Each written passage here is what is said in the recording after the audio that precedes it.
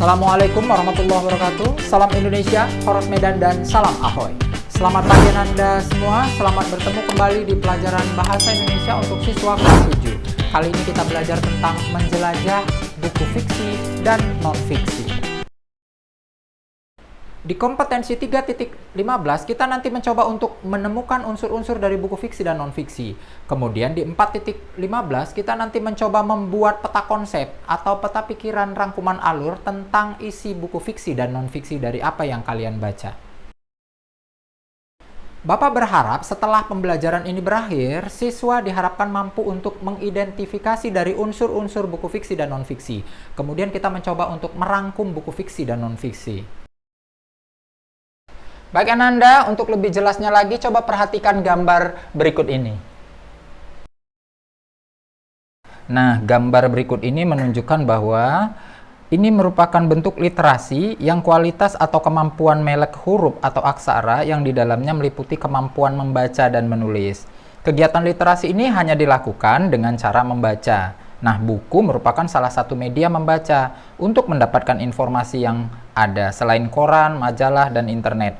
Nah, dengan buku, kamu akan menemukan informasi dari buku yang kamu baca. Karena membaca adalah merupakan kegiatan resepsi, kemudian menganalisis dan menginterpretasi, dan membaca merupakan jenis keterampilan berbahasa.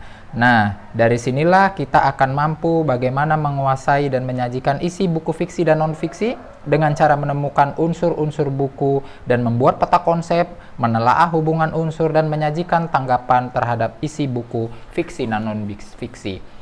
Cerita ini akan berhubungan dengan apa yang kita bahas nanti tentang fiksi, apa itu fiksi dan non-fiksi. Buku fiksi adalah jenis buku yang berisi khayalan atau imajinasi. Contohnya adalah cerpen, novel, kemudian naskah drama, kumpulan cerpen, dan banyak sekumpulan tentang dongeng-dongeng. Karena apa? Karena itu adalah cerita khayalan yang tidak pernah terjadi. Kemudian yang disebut dengan buku non-fiksi itu adalah buku di mana jenis buku tersebut berisi informasi faktual berdasarkan teori-teori yang ada. Misalnya saja contoh biografi, skripsi, artikel, esai, dan jurnal. Oke? Di bagian unsur-unsur buku fiksi, yang pertama adalah bagian pendahuluan. Di bagian ini adalah terdapat halaman judul, halaman hak cipta, kemudian dia ada daftar isi. Nah, di bagian pendahuluan ini yang perlu kita pahami di sini adalah bagian-bagian yang menyangkut tentang identitas dari buku tersebut. Kemudian yang kedua adalah bagian isi, rangkaian peristiwa sampai menuju klimaks atau resolusi penyelesaiannya. Kemudian yang ketiga adalah penutup. Penutup di sini adalah riwayat pengarang atau kadang berbentuk sinopsis yang letaknya biasanya di akhir dari cerita-cerita buku fiksi. Berbicara tentang unsur-unsur buku non-fiksi adalah, yang pertama adalah di bagian pendahuluan. Bagian pendahuluan itu sama seperti buku fiksi juga, tetapi ada sedikit perbedaan di sini adalah di bagian halaman hak cipta. Terkadang dia menggunakan di situ ada katalog buku, ada hak cipta penerbit, dan kadang-kadang di situ ada juga sesuatu yang pengantar dari pembahasan itu.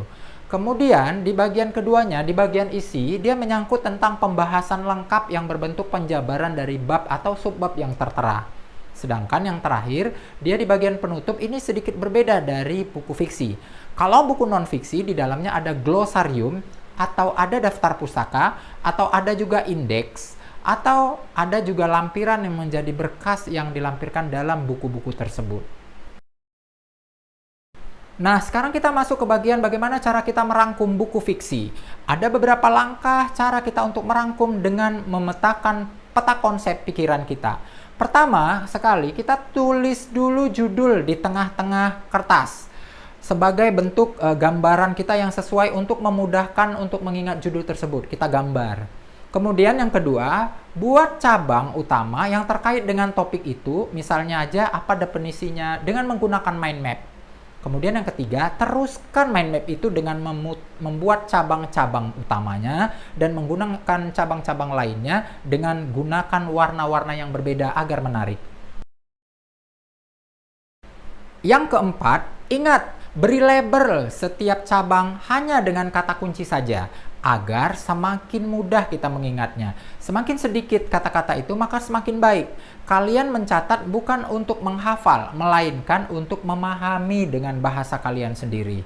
Kemudian yang kelima, selanjutnya, coba dari tiap-tiap cabang yang kamu buat sub-cabang itu untuk hal-hal yang saling berhubungan satu sama lain. Dan selanjutnya, gunakan garis-garis lengkung dan alur yang nyaman buat kalian. Tidak ada alur khusus dalam membuat peta konsep ini. Dan yang terakhir, jika ada hal-hal yang berhubungan pada sub yang berbeda, misalnya, kalian itu bisa menarik garis sebagai pengingat kalau adanya kaitan antara kedua hal tersebut. Seperti itu contoh kita merangkum sebuah fiksi. Seperti misalnya pada gambar berikut ini.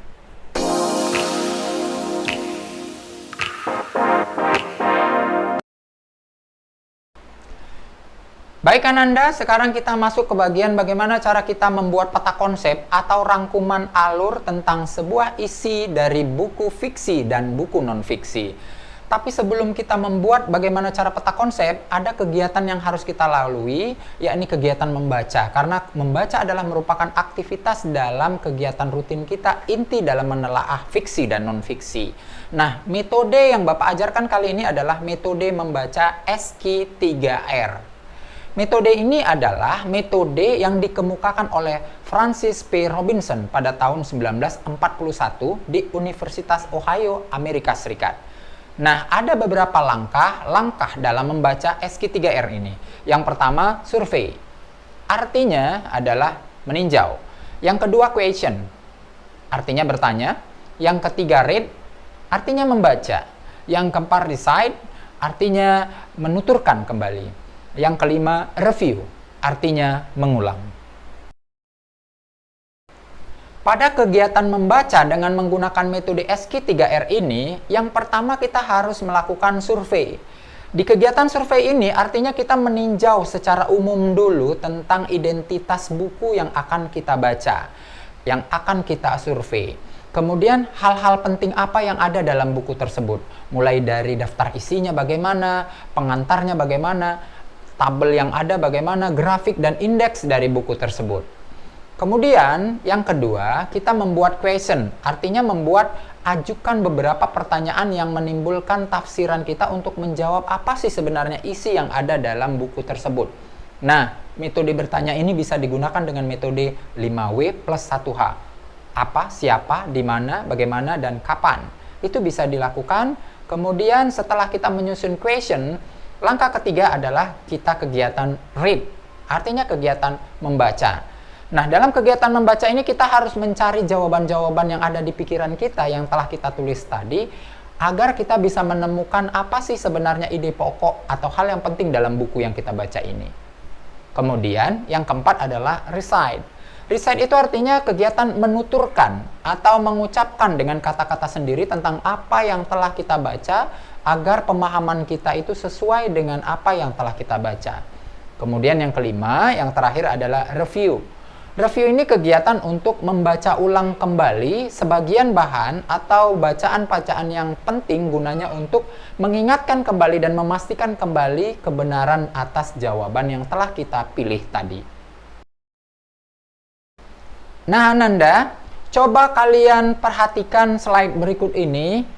Kita mencoba nanti untuk memastikan kalau Ananda ini bisa untuk melakukan hal-hal berikut ini. Pertama, coba baca cerpen berjudul Kumpulan Cerita Anak yang 10 itu, pilih salah satunya. Nah, kumpulan cerita itu merupakan naskah terbaik lomba menulis cerita anak LMCA tahun 2015 yang bisa kamu ambil dari internet. Oke? Demikian Ananda, kita sudah menjelajah buku fiksi dan non-fiksi untuk siswa kelas 7. Semoga saja bermanfaat untuk kita semua. Silahkan, satu hal dalam hidup ini adalah perubahan, lakukan yang terbaik. Sampai di sini, Assalamualaikum warahmatullahi wabarakatuh. Salam Indonesia, Horas Medan, dan salam Ahoy.